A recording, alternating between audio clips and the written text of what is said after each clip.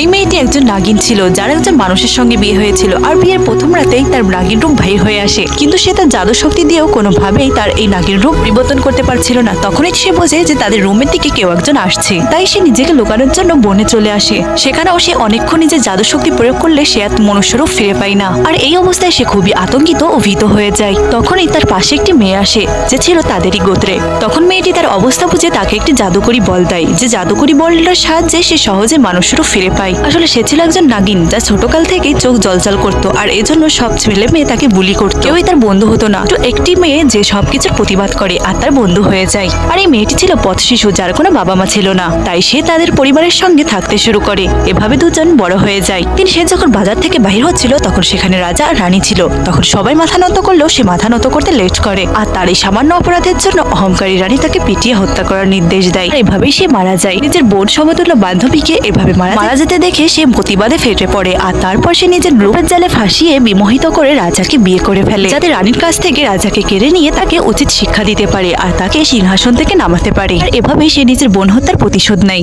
তো এখনো সাবস্ক্রাইব না করে তুমি কি ভাবছো?